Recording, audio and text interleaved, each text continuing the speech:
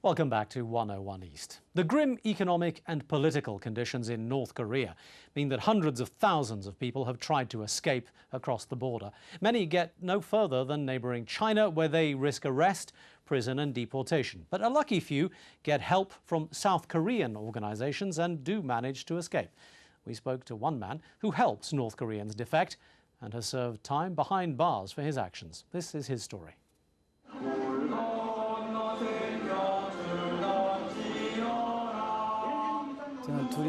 My name is Reverend Chung Ki-won. I belong to the Durihana mission. In 1995, I went to China on business, and I saw the bodies of drowned North Korean escapees. I also saw girls of 17 to 18 forced into a van against their will. When I asked people what was happening, they said whoever saw any North Korean escapees first, they could sell them. During my second visit in 1999, I saw the same things happening, and it was after that that I became actively involved. In the beginning, when I visited China, I could see North Koreans at any time, but after that, everyone went into hiding because of police raids. We have a shelter for them in China. We protect them, clothe them, and feed them there first. Then we take them to South Korea or the US through Mongolia, Myanmar, Laos, or Cambodia and Thailand. In the Constitution of North Korea, clauses 45 and 47 state that when citizens betray their country, their entire possessions can be confiscated and they can face the death penalty. So the North Koreans who escape to China, their biggest fear is being transferred back to the north. I was caught by Chinese police, and I had a hard time in prison for 8 months.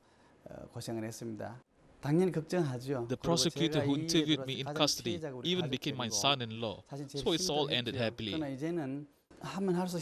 As I've done this more and more, I find it's harder. First, we come from different cultures. These defectors never show any gratitude. They think we do this to make a living as a broker, and that is sometimes hurtful, but I've got used to it.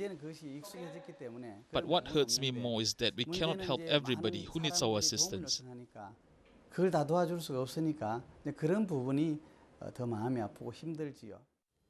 Well, to continue the discussion on the situation in North Korea, I'm joined from New York by author and columnist Gordon Chang, and Canberra by Dr. Leonard Petrov, who lectures at the University of Sydney. Gentlemen, thanks both for staying with us. Gordon, let's talk about North Korea's particular situation in a broader context and how we should be approaching the situation. Before the break, Leonard Petrov was suggesting that it's not really a nation to be feared. What's your response? Dr. Petrov is right that North Korea is a destitute state. It's isolated, it's miserable. You know, on its own, it's not very strong. But North Korea is not just about Korea. You know, North Korea has run a joint missile program with Iran for more than a decade. It's sold missile technology to other states as well. And now it's even worse. It's selling nuclear technology. Clearly sold it to the Syrians. The Iranians have been in North Korea and witnessed both of its nuclear detonations.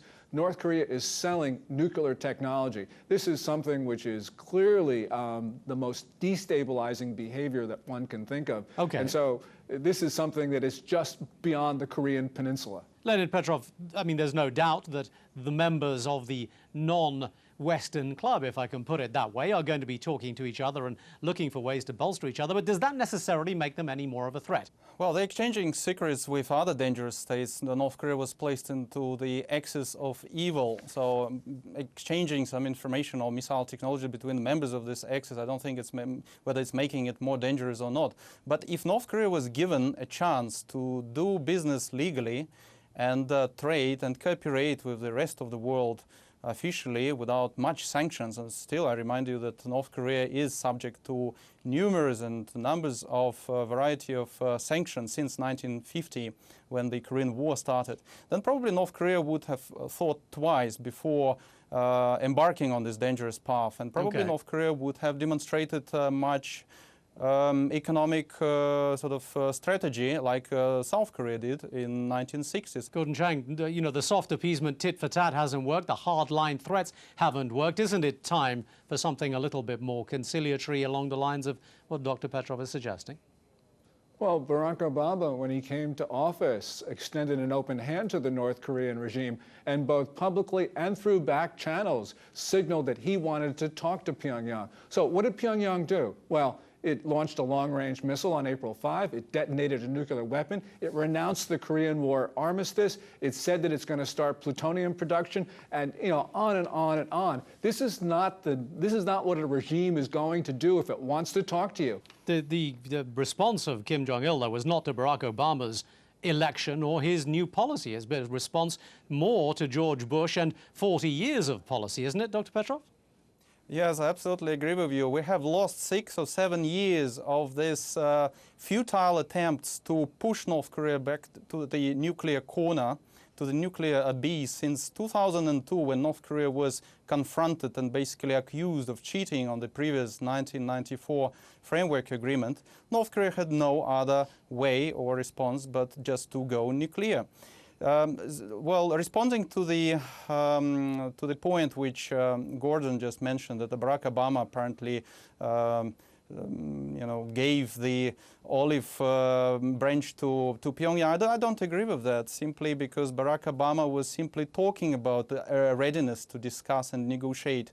New Washington administration demonstrated so much neglect and simply refused to talk bilaterally to Pyongyang. There was only discussions about the resumption of six-party talks, which was another waste of time and efforts and resources, which led us nowhere but to nuclear North Korea. And Barack Obama simply was reproducing the worst of Bush administration for the previous 8 years in office. Barack Obama has not demonstrated anything new. Stephen Bosworth, the Barack Obama's North Korean envoy, publicly said a number of occasions, we want to talk to the North Koreans. We'll even talk bilaterally outside of the six-party context. You know, the North Koreans, if they wanted to talk, if they really felt that this is what they wanted to engage the international community, they certainly could have done so, but they didn't. And they have, I think, clearly demonstrated that they have chosen a path that is not engagement, that they don't want to talk to the United States or anybody else, for that matter, about their nuclear program. Leonid Petrov, let me put it this way. It's interesting to speculate a little bit about Barack Obama's policy. People talk about he wants to talk to North Korea, but it's interesting to think that this belligerence from Pyongyang is actually presenting Obama with an interesting opportunity to rebuild some old alliances and to reassert some of its power in North Asia, isn't it? North Korea is determined to establish good relationship with the United States. They do it their own way. They have in hands a very difficult, complex domestic situation. They have to they have to prove their own legitimacy by creating an enemy overseas. This is what exactly the United States is doing. What the United States Army is doing in South Korea, what the United States is doing in Japan. United States need some sort of enemy, a weak, subdued, but still active, the one enemy which could justify the overspending on military, on missile defense system, on the presence, military presence in the region. So United States and North Korea are doing the same, playing the same game. They are probably trying to achieve the same purpose, but we cannot compare the power of the United States and the miserable situation of North Korea. So we have to be fair. Well, it's very simple. I don't see North Korea trying to build the groundwork for discussion. The Obama administration has made it clear, and it's not just towards North Korea, but it's towards other regimes as well, that it wants to have a dialogue with them. And, for all of what people talk about in terms of the Bush administration, the Bush administration spent the time from August 2003 to the end of its term trying to talk to the North Koreans. But the problem is that because of the nature of the regime, which she said, this is clearly a government that is not prepared at this moment to engage with the international community. If they would be doing so already. Let's talk a bit about the succession. Leonid Petrov, if, as the reports suggest, Kim Jong-il is on his way out, if I can put it that way, how much of a challenge is the succession going to be? I mean, how do you think the chips will fall after he's gone? Right. Well, Kim Jong-il has 3 sons. He has a half-brother, he has his uncle alive, he has a younger sister. The question of succession is extremely complex in such a communist hereditary society like North Korea, where people know nothing about the life of the elite. Whatever is going to be given and represented through the mass media, and there's only like 2 or 3 main newspapers and 1 channel in North Korea. So North Korean population is going to accept whatever they're going to be imposed.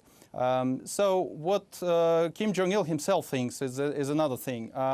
North Korea, well, basically Korea as a whole country, as a society, is a very traditionalist society. The seniority is very much valued. So for Kim Jong-il, the potential successor has to be the weakest person in the family. Who is that? The youngest son, Kim Jong-un. Gordon Chang, will this youngest son have the legitimacy required to rule? And are there likely to be other army figures who might take against that and decide that they want to have some more power? I think it depends on how long Kim Jong-il lives. Got to remember that Kim Il-sung, Kim Jong-il's father, had more than 2 decades to groom Kim Jong-il to take over. Kim Jong-il has had devoted much less time to making sure that Kim Jong-un, his son, is in a position really to succeed him. You know, if Kim Jong-il dies quickly, I just don't see an 85-year-old general saluting a 26-year-old kid, especially in a deeply traditional Confucian society. So I think that it really depends on how long Kim Jong-il can exercise or effectively exercise power. And that's all we have time for on this edition of 101 East. My thanks to my guests, Gordon Chang and Dr. Leonid Petrov. And from all of us at 101 East, thanks for watching. See you next time.